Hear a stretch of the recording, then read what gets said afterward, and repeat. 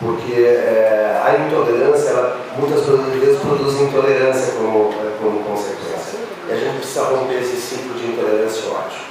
E isso só pode se dar quando nós reconhecemos a necessidade de debater com respeito e tolerância. Tá? Eu acho que é fundamental. A gente não vai conquistar corações e mentes, né, com violência, com agressividade ou com um discurso ad hominem, que ataca o interlocutor e não as suas ideias. Muito menos com mentira. Exatamente. Com certeza com mentiras não é o caminho, né? Depois eu vou falar um pouquinho de mentiras.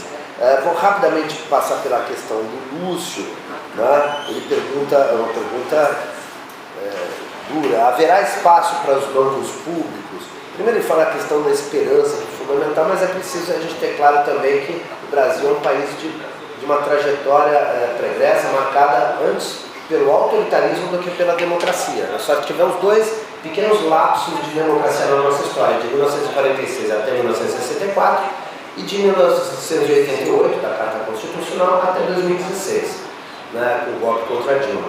Então, quer dizer, a nossa história é uma história de autoritarismo e é uma história de golpes. Né? Eu estava lembrando aqui os golpes que nós passamos. Nos tornamos independentes há 200 anos atrás. No ano seguinte, tomamos o primeiro golpe parlamentar quando fechou-se a Assembleia Constituinte e otorgou-se a Carta de 1824. O primeiro golpe, então, foi de 1823. Depois tivemos o golpe da maioridade, que colocou Dom Pedro II no poder antes do prescrito pela Carta Constitucional, chamado golpe da maioridade. Depois tivemos o golpe parlamentar, que na época da Guerra do Paraguai, que o Dom Pedro II destituiu o gabinete Zacarias de Vasconcelos de forma arbitrária e inconstitucional e impôs o gabinete do Visconde de Itaboraí. Depois tivemos o golpe militar da República em 1889. Depois tivemos o golpe militar do getulismo em 1930. Depois tivemos o golpe do Estado Novo em 1937. Depois tivemos a tentativa de golpe contra o Getúlio, que acabou levando à renúncia de Getúlio em 1945. Depois tivemos a tentativa de golpe contra a posse de Getúlio Vargas em 1950. Né? Depois tivemos uma tentativa de golpe que acabou não se processando em 1954, que levaria ao suicídio de Getúlio Vargas. No ano seguinte, eleito JK, o seu sucessor, o Lacerda, articulado com os militares, tentou um golpe militar, que foi embotado pelas próprias forças militares rachadas. Dizia-se que não, o JK não vai ser eleito, se for eleito não tomará posse, se tomar posse não governará. Ele foi eleito, tomou posse e governou. Só que na gestão seguinte seria sucedido por Jânio Quadros, que renunciaria em 61, dando espaço para um novo golpe, né, que acabou com o presidencialismo e impôs de forma arbitrária e inconstitucional o parlamentarismo com Tancredo Neves como primeiro-ministro. Só depois de 63, com o plebiscito, que o João Goulart voltou a ter poderes presidenciais, mas menos de um ano depois, golpe de novo, golpe de 64. Depois ainda tivemos a redemocratização e o golpe de 2016. Quer dizer, 1, 2, 3, 4, 5, 6, 7, 8... A nossa história é uma história de golpes. Então a gente tem sempre que ter as barbas de molho, porque as condições brasileiras não são sempre normalmente democráticas. Normalmente elas são autocráticas, autoritárias, então a gente tem sempre que estar preparado para isso. Eu digo isso também porque não é novidade para nenhum de vocês que há bastante tempo, há pelo menos 2 anos, o governo Bolsonaro vem suscitando possíveis atos inconstitucionais contra as eleições e contra os resultados possíveis das próximas eleições. Então, não será propriamente um espanto que as forças bolsonaristas se reúnam para fazer baderna no sentido de desestabilizar o país ou incitar desordem, porque a gente sabe que o bolsonarismo produz o caos para vender a solução. Então produz a desordem para depois falar, olha, contra a desordem, a força. Então a gente tem sempre que estar preparado para essa alternativa. Né? Agora, quanto aos bancos públicos, olha, se for a alternativa ao Bolsonaro, realmente o caminho é muito ruim. Bolsonaro, em vários momentos, já deu indicações de intenção de vender os bancos públicos, particularmente o Banco do Brasil e a Caixa Econômica Federal. Se for o Lula eleito, principalmente o Banco do Brasil, mas se for o Lula eleito, mas é bom lembrar também que o PT no segundo governo Dilma, estava fazendo estudos para abrir o capital da Caixa Econômica Federal. Não ia vender, mas ia abrir o capital da Caixa Econômica Não estou falando do governo Temer e do governo Bolsonaro, estou falando do governo do PT. Tá? Então, agora, pelo programa econômico do PT, apresentado pelo Lula, essa questão nem entra em discussão. Então, já houve um avanço por parte do PT no que tange ao papel que os bancos públicos têm e devem ter no país. E eu acho que, se por um lado, quando a Dilma Rousseff avançou muito no sentido de fazer com que os bancos públicos tivessem um papel para o processo de desenvolvimento nacional e não apenas como intermediário bancário a concorrer com outros bancos privados, isso por um lado foi bastante audacioso, mas por outro lado gerou uma reação da FEBRABAN e dos bancos privados que acabaram abrindo um caminho para o golpe, por uma integração da alta finança em torno da plataforma golpista. Me refiro ao momento que Dilma Rousseff baixou as taxas de juros dos bancos públicos, exigindo a diminuição dos spreads bancários dos bancos privados, reduzindo naturalmente a taxa de retorno dos bancos privados. Se do começo do governo Lula até o segundo governo de Dilma, os bancos privados nadaram de braçada, com lucros líquidos recordes ao todo o tempo, exatamente porque colocaram os pobres nas linhas de crédito, fazendo com que os bancos ganhassem como nunca na história. Por outro lado, quando a Dilma resolveu baixar as taxas de juros, usando os bancos públicos para reduzir os spreads bancários dos seus concorrentes privados, aí a reação foi muito forte. Agora, eu já percebo, entre os economistas que auxiliaram na confecção do programa do Lula, uma intenção novamente de retomar o papel protagonista dos bancos públicos, retomar as linhas de crédito para a habitação popular pela Caixa Econômica Federal, agora de forma robusta, porque, claro, existem os programinhas aí do Bolsonaro, mas é absolutamente irrisório o que eles mobilizam do ponto de vista do crédito para a habitação popular. Então precisa reconstruir a política de habitação popular e a política de crédito agrícola, principalmente retomando o PRONAF e mais que duplicando. Os próprios economistas próximos ao Lula vem falando em duplicar ou até triplicar o PRONAF, agora a partir de outras faixas de inserção do PRONAF.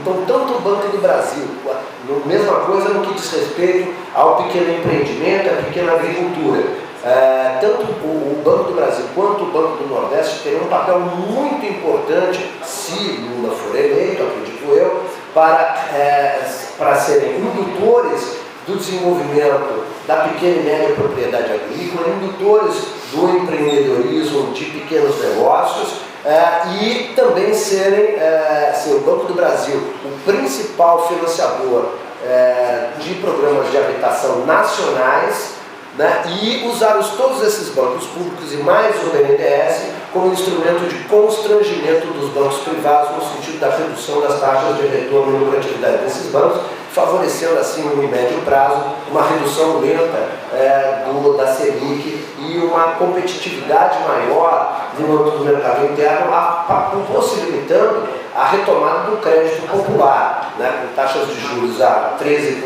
é impossível você falar em crédito popular. Então é preciso, no primeiro momento, reduzir essas taxas de juros e compatibilizar os bancos públicos para ofertarem crédito para os pobres e para as pequenas empresas. As falas do Lula nesse sentido são muito diferentes das políticas levadas a cabo no BNDES durante os seus governos.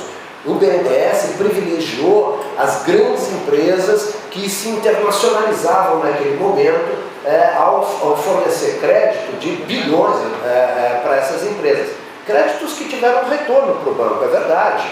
Contudo, vão privilegiar um outro tipo de inserção econômica, que é a inserção das grandes empresas. Aí o Odebrecht foi para o exterior, aí outras empresas, todas as empresas de engenharia, as grandes empresas de engenharia começaram a montar plataformas no exterior e, paralelamente, a gente teve outras grandes empresas, o setor metal mecânico, no setor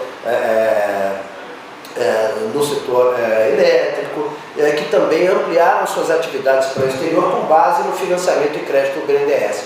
Agora, a proposta do PT é diferente, né? Porque todo mundo acha que é tudo a mesma coisa, vai replicar Não é outra perspectiva. E a perspectiva agora é de haver uma guinada, um freio de arrumação no BNDES, no sentido de privilegiar, e há alguns que estão falando em 40% dos recursos de crédito do BNDES para pequena e média empresa.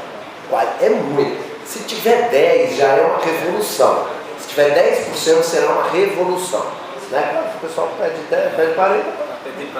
Entendeu? Mas enfim, eu acho que o papel dos bancos públicos num governo progressista capitaneado pelo PT, eu falo capitaneado pelo PT porque não vai ser o governo do PT. Tá? Vai ser novamente um governo numa coalizão ampla com os setores conservadores. Mas esse governo capitaneado pelo PT pode transformar o papel dos bancos públicos no sentido de qualificá-los ainda a um ponto de ficarem mais fortes do que foram no passado não muito distante. Né? Desde 2014 a gente vê uma perda do papel de intervenção desses bancos públicos. Né? Quando eu falo papel de intervenção, é papel no crédito principalmente, né? Mas me parece ser uma intenção do Lula e de sua equipe econômica reverter, e não apenas reverter aos patamares do passado, dos outros governos do PT, mas avançar numa política mais ativa e intervencionista, usando os bancos públicos como instrumentos de política econômica, tá? E não apenas de política fiscal. Não, ainda tem mais algumas coisas. Eu vou tentar ser o mais rápido possível. Com o tempo, né? Bom, eu vou tentar resolver, vou resumir duas questões, algumas questões do Emanuel e a do Robson, e alguma coisinha da Magali também, pouca coisa da Magali, que diz respeito à comunicação e à relação legislativo-movimentos sociais, né, e a necessidade de encontrarmos formas de convencimento daqueles que vem aderindo às plataformas de intolerância, né, uma vez que o ódio vem sendo disseminado por todos os lados do país. Né? Cada vez mais difícil você convencer com argumentos, com dados, com informações válidas, reconhecidas, legítimas, determinadas posições.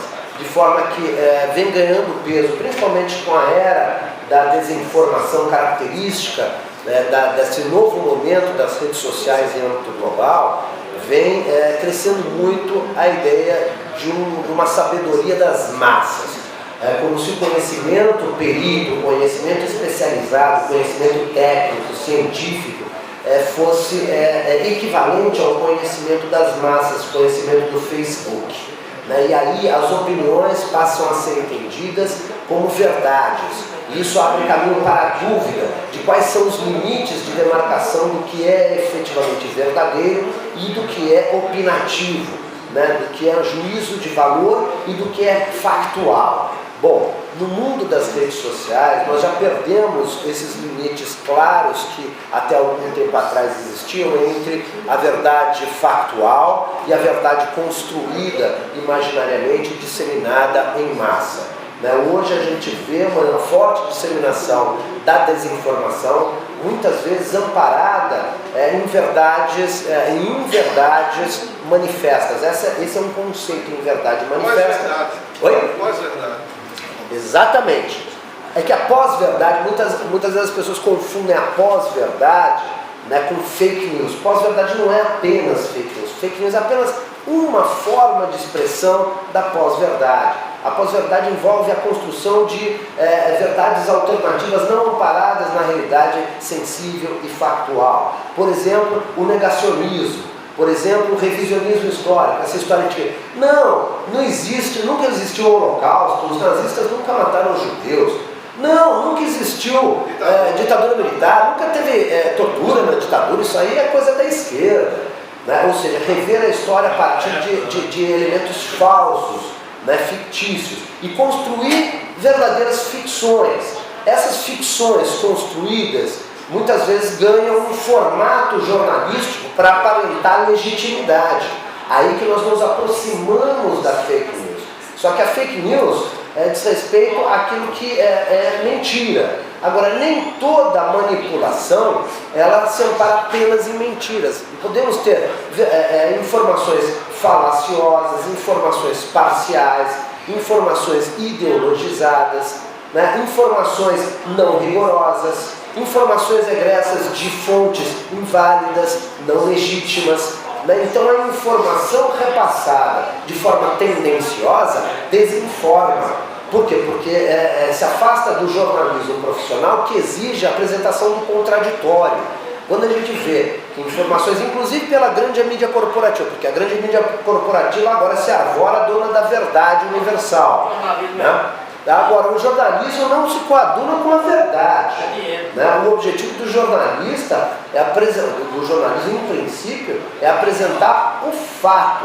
A opinião sobre o fato não cabe efetivamente ao jornalista. A opinião sobre o fato deve fazer com que o jornalista busque as opiniões contraditórias e as apresente de forma que o leitor, o ouvinte, o telespectador possa construir suas próprias reflexões a partir de informações válidas e apresentadas de forma contraditória. Agora, quando não se apresenta o contraditório, nós não poderemos falar que isso é jornalismo, isso é propaganda, isso é opinião, isso não tem a ver com a realidade factual. Se a gente olhar o que foi a Rede Globo, você falou da Rede Globo, você não, a Rede Globo. Bom, a Rede Globo, por exemplo, durante a reforma da Previdência, eles apresentavam todos os dias pelo menos 3 pessoas defendendo a reforma da Previdência e nenhuma defendendo contra. Nenhuma. Quer dizer, isso não é jornalismo, isso é propaganda. Isso é pós-verdade. É fake news? Não. Não eram inverdades apresentadas. É verdade parcial. É uma parcialidade. Então isso também é pós-verdade. A gente está convivendo muito com a pós-verdade e com a inverdade manifesta. Muitas vezes as pessoas sabem da inverdade que proferem, mas não adianta nenhum elemento racional, ponderado, técnico, estatístico, que subverta essa opinião do indivíduo. Por que isso acontece? Porque essa opinião é construída num universo simbólico e num universo da fé. Então é como a fé religiosa. E eu falo isso sempre lembrando de Theodor Adorno, que é um sociólogo que estudou isso nos anos 50, como as pessoas recebiam informações falsas, compravam essas informações, e mesmo técnicos, cientistas, especialistas apresentando dados, relatórios, indicadores, nada era suficiente para dirimir o convencimento que a mentira tinha sobre determinados indivíduos. E esses indivíduos, então, eles expressavam uma inverdade manifesta, eles não podiam ser dirimidos das suas ideias, exatamente porque, com fé, eles não se amparavam na razão, mas numa fé na crença do interlocutor. E assim como a fé religiosa, a fé na inverdade manifesta impede o exame racional e ponderado do fato, de forma que, se você é um ateu e quer convencer um outro, que é, por exemplo, um cristão, de que Deus não existe, você pode gastar saliva, e vai gastar, se prepare para gastar saliva, porque você vai gastar toda a sua saliva e não vai conseguir convencê-lo, porque os referenciais, os parâmetros de entendimento das questões são completamente diferentes. Um tem como parâmetro a verdade objetiva, factual e material. O outro tem como parâmetro a fé, né, que tem como referencial não a verdade factual, né, mas a referência espiritual, não material. Imaterial, quer dizer, são universos ideológicos completamente distintos que não encontram um caminho para o diálogo. E se não há diálogo, não há pontes para o convencimento de lado a lado. Só sobra a ruptura, a polarização, o ódio, a incompreensão, a intolerância. Fechando agora, acabou. Pós-verdade, fake news, já falei de uma série de coisas. Para fechar com a Magali. Ai, Magali, cadê a Magali? Ai, você tá certa, né?